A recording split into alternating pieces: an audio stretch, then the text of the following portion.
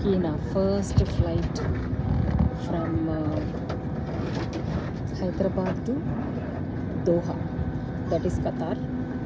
So వాళ్ళు నాకు ర్యాండమ్గా ఎక్సెల్ సీట్ ఇచ్చారు.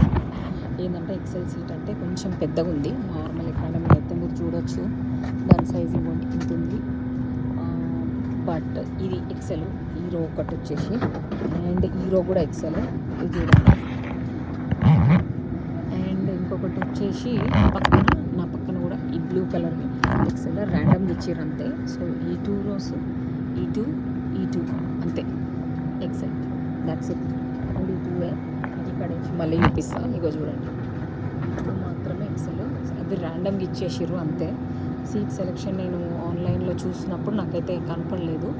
సో అందుకే నేను వదిలేసిన. సరేలే, ఆమె ఫ్లైట్ ఎక్కే ముందు విండో సీట్ ఇస్తారా అంటే ఓకే ఉంటే ఇస్తామని చెప్పేసి ఎక్సెల్ ఇచ్చేసింది. సో సూపర్ ఉంది, చాలా స్పేషియస్ ఉంది, అసలు సూపర్ స్పేషియస్. కాకపోతే దెర్ ఇస్ నో ఎంటర్టైన్మెంట్ అయితే ఏం లేనట్టుంది చూస్తుంటే. లాస్ట్ టైం నేను దోహా టు హైదరాబాద్ వచ్చినప్పుడు అయితే ఎంటర్టైన్మెంట్ ఉండింది ఆ ఫ్లైట్లో. అది maybe operated by Qatar Airways అనుకుంటా. దీంట్లో మాత్రం టీవీ అయితే లేదు. మరి నాకైతే డౌట్ వస్తుంది. బట్ మా ఫ్లైట్ అయితే షూర్గా అయితే.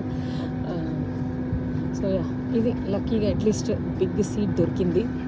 సో ఇంకేం లేదు, పడుకోవడమే నా ట్రావెల్ పిల్లో. అండ్ సో చూడండి ఎంత స్పేషియస్ ఉంది. సో ఎందుకంటే అక్కడ ఎగ్జిట్ వచ్చింది, చూస్తుంటే మీరు ఇక్కడ చూసినా అతను కూర్చున్నాడు కదా, ఎగ్జిట్ వచ్చింది అక్కడ. అందుకని సీటు ఇంత పెద్దగా వచ్చింది.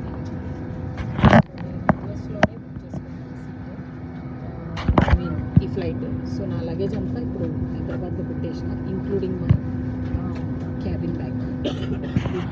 మోసుకునే పని లేకుండా అట్లా చేసేసిన అనమాట.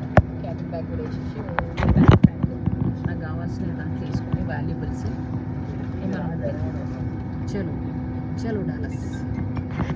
కాకపోతే ఇది లేదు, 3.5 గంటలు ఏం చేయాలో ఏమో చూద్దాం. సో ఈ టికెట్ కాస్ట్ వచ్చేసి from Dallas to Hyderabad to Dallas వచ్చేసి $1,200 మల్టిప్లైడ్ బై 85 అట్లా వేసుకోండి.